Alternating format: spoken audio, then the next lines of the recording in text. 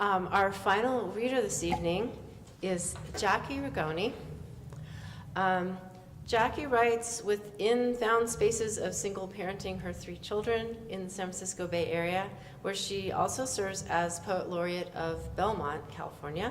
She has an MA in English from UC Berkeley and is a credentialed teacher. She was a finalist for the Francine Ringgold Award for New Writers. Her poems appear in Nimrod International Journal, Moon City Review, Homes for All, and her website, womenuprising.com. An award-winning creative director and copywriter by profession, Jacki's other writing can be found on TV and the back of snack packaging. Welcome, Jacki.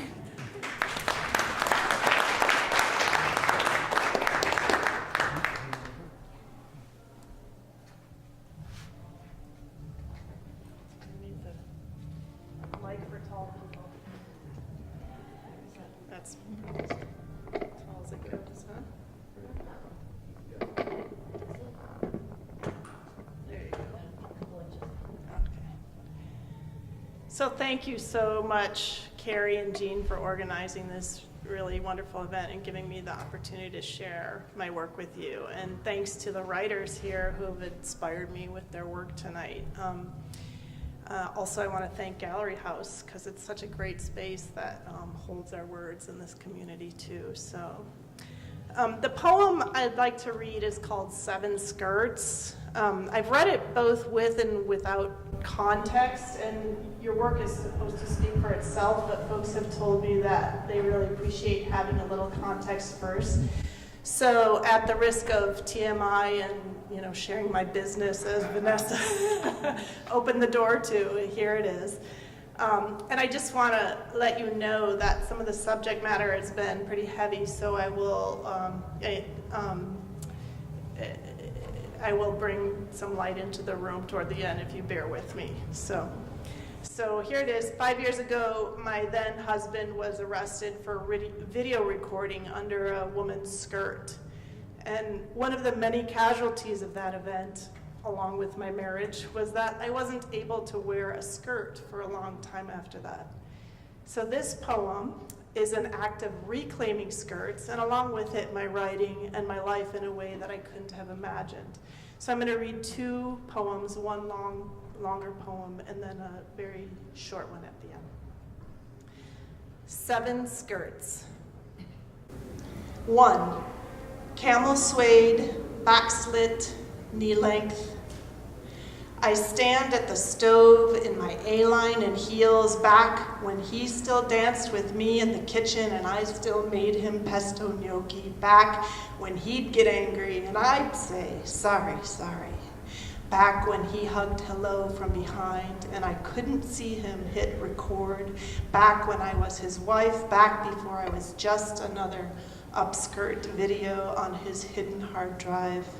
Dressed in my suede effort, long gone to Goodwill. 2. Royal blue pleated polyester above the knee. I haven't practiced once since last lesson, but trying to play like I have in that closet of a room isn't as awkward as holding it when I really need to go.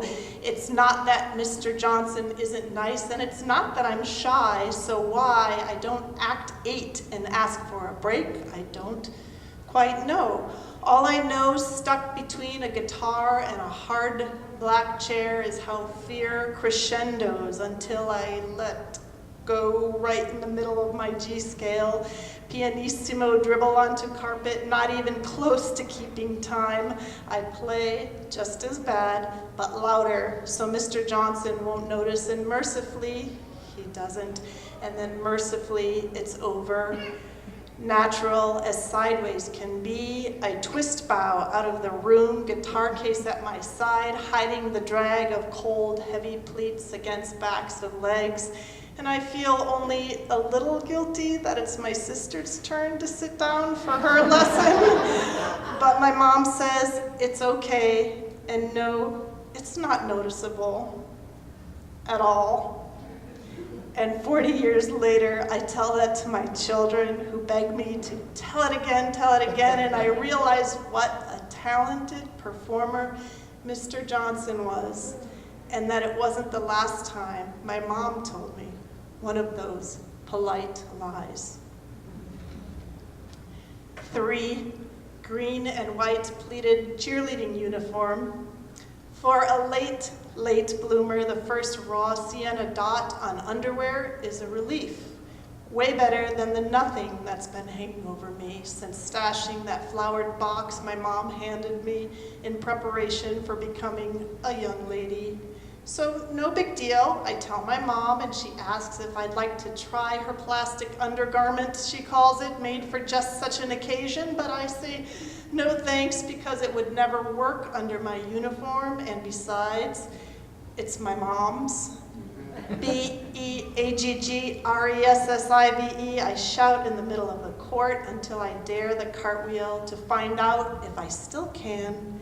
And my legs scissoring open, I flip around in that miniskirt and that maxi pad, and no big deal, I still can. 4, purple plaid wrap mini. Suburbia safe, bougainvillea sidewalk, runway sachet, high hemline, legs like long levers, turning heads, 19 years, and all that new power gone the instant that hand reaches under the hem and takes off, rounding the corner before a single cuss word screams to mind. All that power, palmed right out from under me. Better lower that confidence a few inches. Bougainvillea, blushing magenta. 5, navy blue cotton, 4 white side buttons, scooter skirt.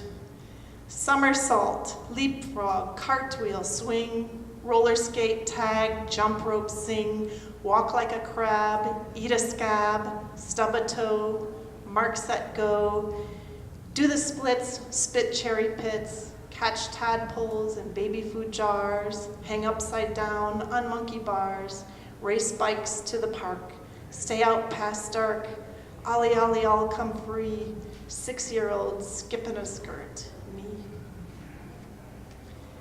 6, stretch black travel skirt.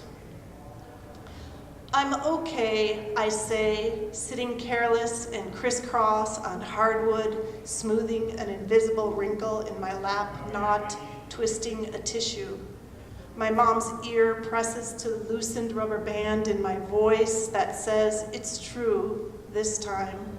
She tells me how her annual pap smear came back negative, that she sewed 5 more sundresses to send to El Salvador with the ladies from church.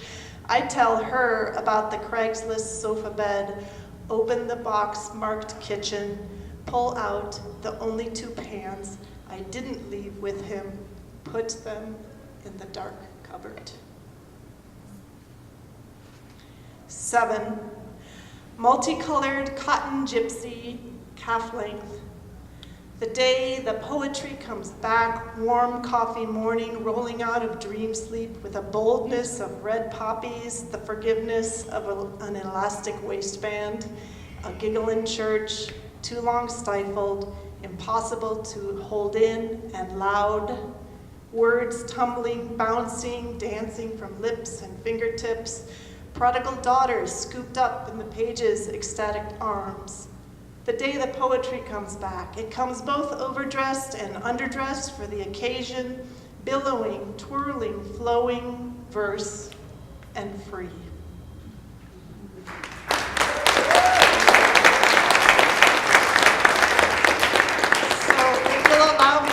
Really short poem to close the evening. I mentioned in my opening that actually this month marks 5 years of a pretty epic heroine's journey of self-discovery. In the beginning, all I wanted was a crystal ball to see myself in 5 years so I could know if it would all turn out, if I would be okay. So many thanks again to everyone here tonight. I'm happy to say I would have seen them, I'm okay. So I'd like to share this poem for anyone who might be going through an unexpected change of life trajectory in the weeds. It's not that you are struggling right now. Something is struggling to grow through you. You are out in the garden straining and yanking, but those are not weeds. Lay down your shovel. Take off your gloves. Thank you.